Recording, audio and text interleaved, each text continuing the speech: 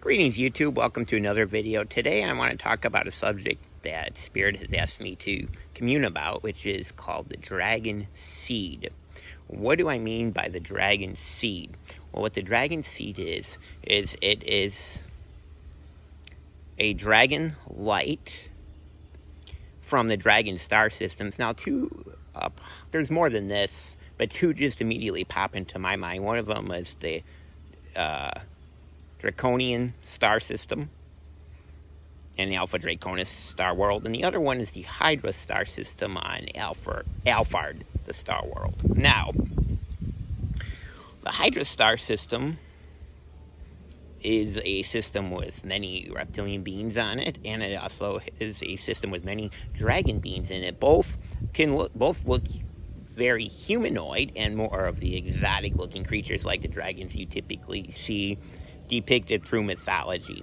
Again, same with the reptilians. You get your typical reptilians that look humanoid and or that look like some are bipedal reptilians there, and some are similar in look similar to the reptilian species on Earth, like your lizards and iguanas and all that, and the geckos that I see walking up my tree. So I'm standing outside recording this video today. Beautiful day here.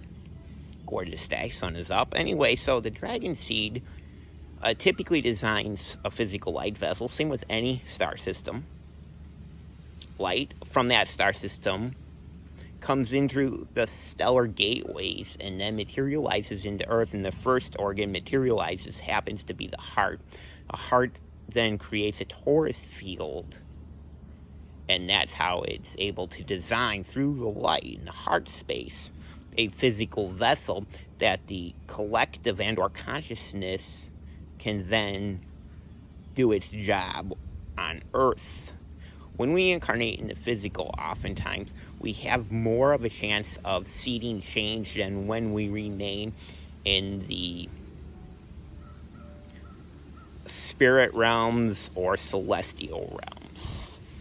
A dragon seed, well, the dragon world, Alphard, is a sun star world, and there's many dragon species that live in harmony with each other on this world, as that is the world I am indeed from.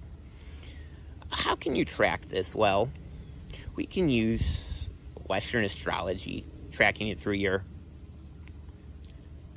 there are various placements, signs, and birth markers in your natal charts. We can also track it using Chinese astrology, which I've been reading some books on lately, and it's actually a very interesting topic, the Chinese astrology. In general, you will know dragon seeds by their certain ways they are. Oftentimes a dragon, in general, the dragon seed, I don't care if it's a fire one, an air one, or what the energetic orientation is, whether it both be air or fire, is a very hard worker, a very fierce, guards their is very open and can be very honest depending on the orientation that they are of their energetics, again, depending on what they're displaying at the time. All seeds, as well as dragon seeds, have intense energetic gifts that they bring along with them at their designated time of awakening. The dragon seed is one that does work with the dragon collectives, again, the dragon collectives, and they are bringing a lot of change to Earth right now. And this is pretty much an intro video to that, to starting to kick off some conversations about the dragon light. Any light, whether it's dragon or, let's say, otherwise, so whatever collective you feel connected to or your dreams and meditations point you to, they all have specific skill sets, talents, and or affinities for doing certain things energetically. If you look out here, You look out here, I have a garden. The big yard is a permaculture food forest because I'm very passionate about having a clean, organic food supply, because that's the way a lot of these light codes integrate in us. Okay, the light codes integrate in us via the foods we eat and the beverages we drink.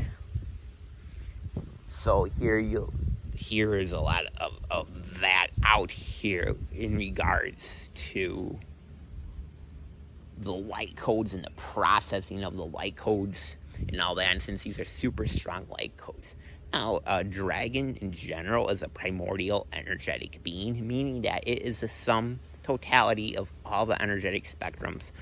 So anything primordial is the energy before it splits off into the elements, or in this case, falls. With the case of Earth, in ancient dragon mythology, there is a mythology that states that the primordials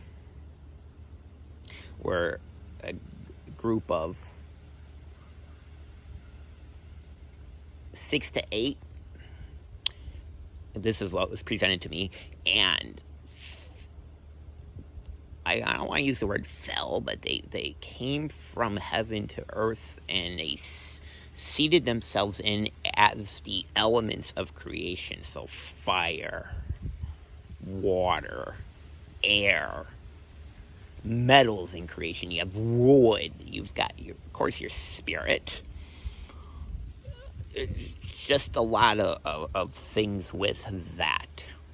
That's one such story where they used the term fell, but in this case, when I was presented with this story from the Dragon Library, and this is safe to share right now, I've been green-lighted to share this part with you, that was a story where the dragons they call themselves the primordials, and then they became the elements when they seeded themselves into the consciousness with Earth, Gaia, or Terra Nova. So they seeded themselves into that consciousness with them, and became one with the planet's consciousness. Now, I'm sure there were other groups or star groups that were involved with this. I'm just looking at it from this because this was shared with me. And so they thus became one with the planet. Many of us have incarnated from various worlds, and the stars have been here for a very, very long time. And we have several matrices of energy that are set up. And those matrices, in some cases, we're becoming aware of them communicating with each other.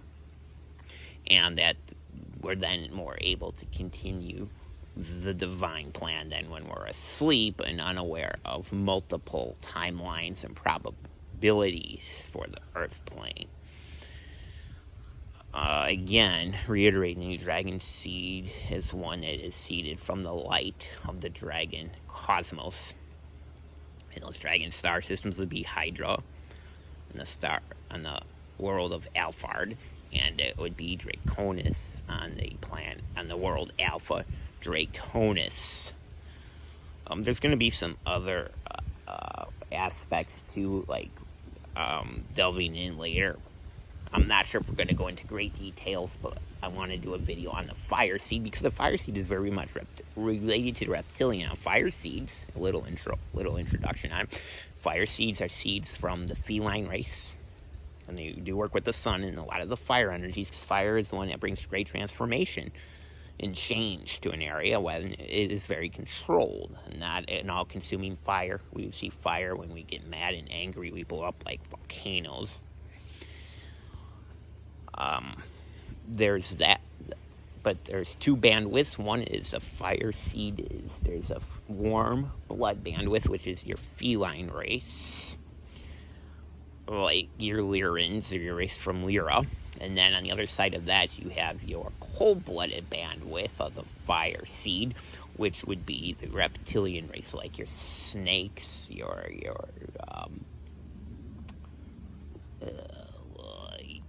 geckos, Fire Spirit, which is the salamanders. Those are typically on the other bandwidth for that, but that could be another video for another time. I just thought I'd give you a little bit of background on that.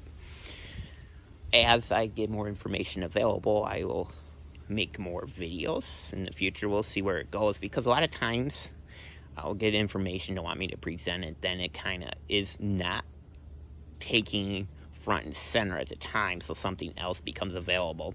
So for those of you watching and I've made a video and it doesn't continue, I do apologize, but again, that's because of the directions that the energetics are taking and the information presented.